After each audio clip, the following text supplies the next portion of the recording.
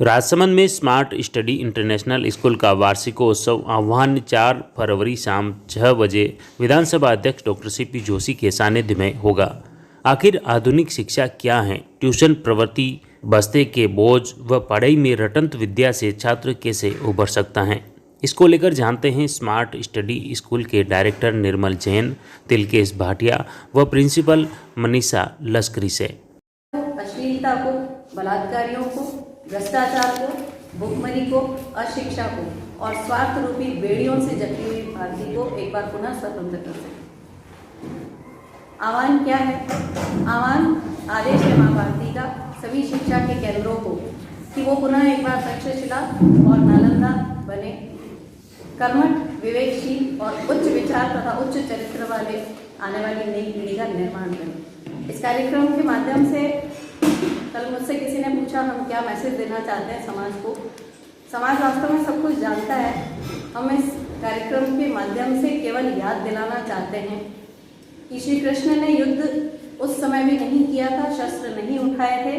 आज भी चमत्कार की अपेक्षा रख के हम चुपचाप नहीं बैठ सकते। आज के समय में हमें विवेकशील बनकर, कर्मशील बनकर वसुधा की उस कार्य को पूरा करना पड़ेगा जो हमारे लिए स्वामी विवेकानंद शायद छोड़ गए हैं। आह्वान विद्यालय का वार्षिकोत्सव 2023 है। हमारे कार्यक्रम में मातृभूमि को लेकर एक थीम पर पूरा प्रोग्राम तैयार किया गया है जो एक तरह से पूरी लाइव मूवी है और बच्चे इसको प्रेजेंट करेंगे। कार्यक्रम के मुख्य अतिथि श्रीमान सीपी जोशी साहब होंगे और आपके मार्गदर्शन में, आपके वात्सल्य और ब्लेसिंग्स के साथ हम इस कार्यक्रम का समापन 4 फरवरी 2023 को करने जा रहे हैं। जैसा कि मनीषा मैम ने बताया आह्वान के बारे में, जो हमारा वार्षिक उत्सव है, उसके साथ साथ जो स्मार्ट स्टडी इंटरनेशनल स्कूल है, हम पिछले कुछ समय से प्रभु श्रीनाथ जी की कृपा से काफ़ी ग्रो हुए हैं।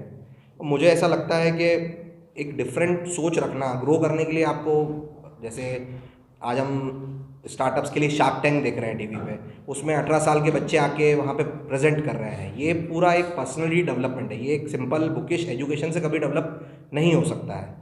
तो उसके लिए मुझे ऐसा लगता है कि सिर्फ बोर्ड एग्ज़ाम के अलावा, बोर्ड में मार्क्स के अलावा 2-3 ऐसे पैरामीटर्स हैं जो शायद मुझे लगता है हर अवेयर पेरेंट अपने बच्चे से चाहेगा और उस पर हम लोग काम भी कर रहे हैं। जैसे हर पेरेंट्स चाहता है कि आजकल अप्रोच ये कि प्रोफेशनल अप्रोच होनी चाहिए कि मेरा बच्चा क्या IIT क्वालिफाई कर पाएगा, डॉक्टर बन पाएगा, CA CS या फिर भविष्य में IAS IPS बन पाएगा। ये 5 7 8 10 प्रोफेशन ऐसे हैं जो सर्वश्रेष्ठ प्रोफेशन है, ये हर पेरेंट्स चाहता है। लेकिन अचानक 12th में आने के बाद काफ़ी बच्चे उस तरफ नहीं जा पाते हैं। तो अगर उनकी ग्रूमिंग, स्कूलिंग वैसी ग्रूमिंग हो जाए तो अमूमन ये देखा गया है कि वैसे बच्चे 12th के बाद क्वालिफाई कर जाएंगे और अपने एम को अचीव कर लेंगे। तो वो सपने को साकार करने के लिए हमने school integrated programme last year launch किया था और हम उस पर काम कर रहे हैं। इस साल कुछ बच्चों ने JEE मेंस का एग्ज़ाम दिया है और शायद 10-12 दिन में उसका रिजल्ट आ जाएगा तो वो बच्चे JEE मेंस क्वालिफाई कर जाएंगे। अभी तक के रिजल्ट को, मार्क्स को देख के लगता है क्वालिफाई कर जाएंगे और ये एक अचीवमेंट होगा कि जब किसी स्कूल में सिंपल बिना किसी कोटा फैक्ट्री की स्ट्रेस लाइफ किए बिना हमने वो अचीव कर लिया है। यहाँ पे हम बच्चे की ओवरऑल पर्सनली डेवलपमेंट में काम करते हैं।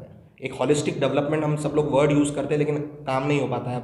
आप विद्यालय का प्रांगण घूमेंगे तो और एनुअल फंक्शन भी देखेंगे तो आपको पता लगेगा कि एजुकेशन के अलावा, सिर्फ बुकिश एजुकेशन के अलावा बहुत सारी ऐसी चीज़ें हैं। आज बच्चे 25-50-100 लोगों के आगे बात कर सकते हैं। अगर वो नहीं कर पाएंगे और सिर्फ एजुकेशन ही हो जाएगी तो आफ्टर 12th अचानक वो एक कॉर्पोरेट प्रेशर में आ जाएंगे और परफॉर्म नहीं कर पाते। वहाँ पे विद्यालय एक ऐसी जगह है जहाँ पे आपको गलतियों को माफ़ किया जा सकता है और गलतियों को हंस के इग्नोर कर दिया जाता है। लेकिन जब हम एक प्रोफेशनल लाइफ में आते हैं तो गलतियाँ बहुत भारी पड़ती हैं। तो गलतियों पे हम काम करते हैं कि वो स्कूलिंग में सुधर जाए। क्या इससे वो एक्सेप्ट कर पा रहे हैं छात्र या स्टूडेंट इसको? देखिए, कोई भी नया काम जब हम करते हैं तो एक्सेप्टेंस उसकी डिले आती है, लेकिन विजन को लेके आपको चलना पड़ेगा। तभी वो विजन का रिजल्ट जब, जैसे ही, क्योंकि दुनिया रिजल्ट को सलाम करती है, जैसे ही जब रिजल्ट आएंगे तो जूनियर्स अपने आप मोटिवेट होंगे। और उसके लिए हम लोग इस साल एक टूल है, जैसे हम लोग आर्टिफिशियल इंटेलिजेंस, मशीन लर्निंग, ये हम बहुत सुनते हैं, डेटा साइंस हम बहुत सुनते हैं, लेकिन एप्लीकेशन शायद अभी किसी को इतना पता नहीं है। तो हम लोग इस बार एक टूल इम्प्लीमेंट कर रहे हैं स्कूल में, जो कि 12 साल की रिसर्च के बाद बना है।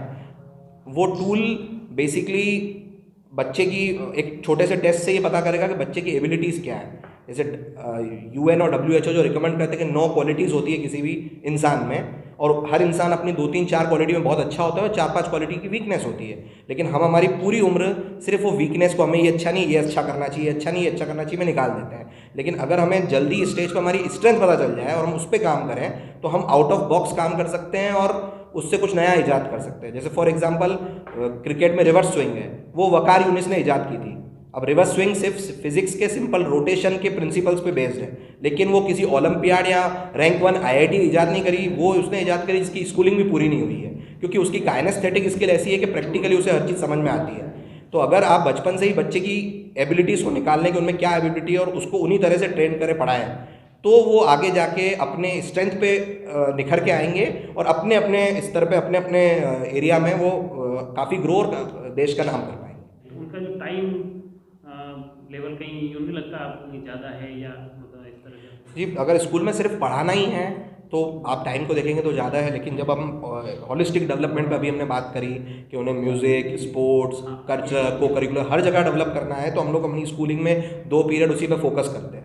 इसलिए थोड़ा टाइम, स्पेशल पीरियड है, 2 स्पेशल पीरियड है डेली, 8 में से 2 पीरियड उसी को डेडिकेट होते हैं। वो बोर हो जाएगा, बच्चा दिन भर बोर हो जाएगा और वो एजुकेशन को एक तरह से बुकिश समझ के और कैसे भी करके रट्टाफिकेशन करके बोर्ड में मार्क्स लाने की कोशिश करेगा, जो कि हमारा एजुकेशन का शायद जो न्यू एजुकेशन पॉलिसी उसका पर्पस नहीं है ये। क्या होता है, बच्चे डांस करते हैं, मिमिक्री करते हैं और इस तरह के आयोजन करके उसको पूरा कर लिया जाता है। और जब भी आप हमारे यहाँ पर आयोजन आप देखेंगे तो एक विजन मिलेगा, उसमें एक मैसेज जाएगा समाज के लिए, एक मैसेज जाएगा पेरेंट्स के लिए, बच्चों के लिए एक मैसेज होगा। तो पूरा प्रोग्राम एक जगह बैठ करके आप देखेंगे तो आपको वो जरूर उसमें देखने को मिलेगा।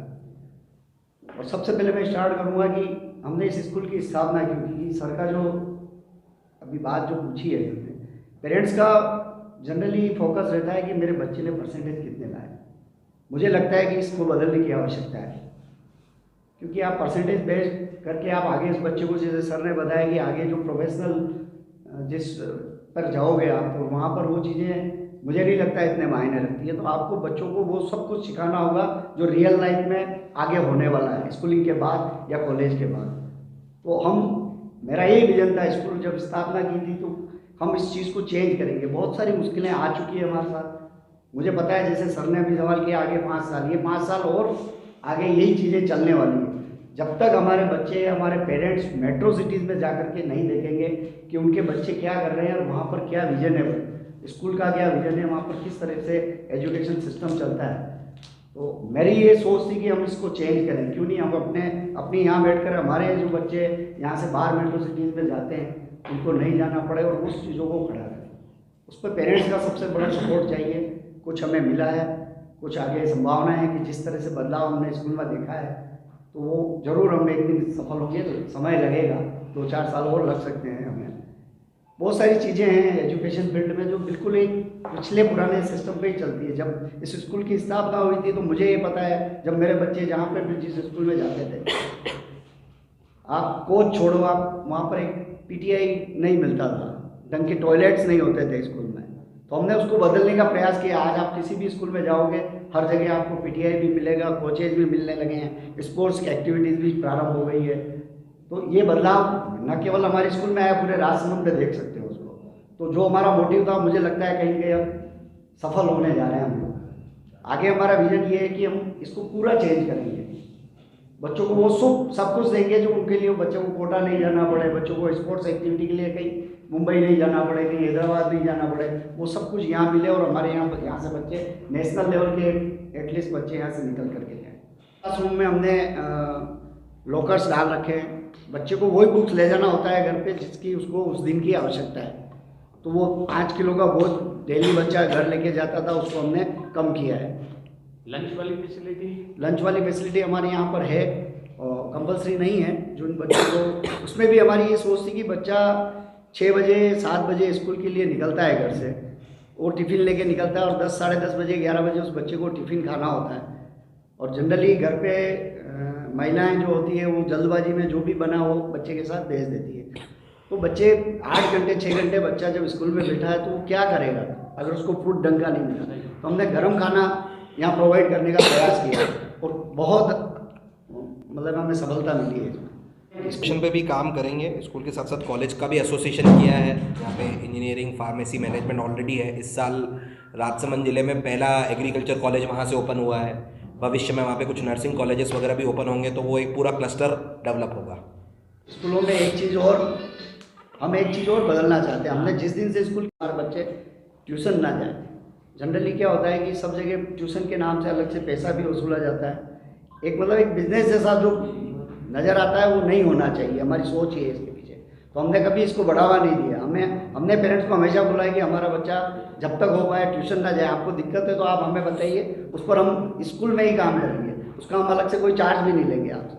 तो डे बोर्डिंग वाला चल रहा है आपका? अभी चल रहा है सर, पर थोड़ा समझने में लोगों को समय लगा है, लगता है थोड़ा और लगेगा।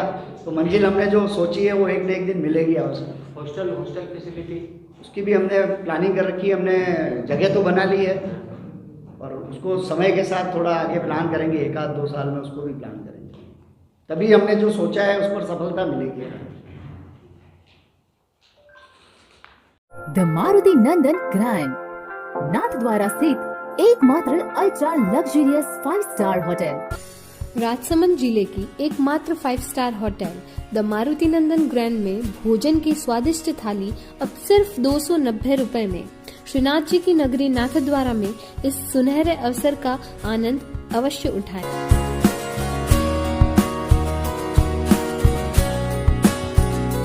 मारुति नंदन ग्रैंड, थिंक नाथद्वारा, थिंक नंदन ग्रैंड।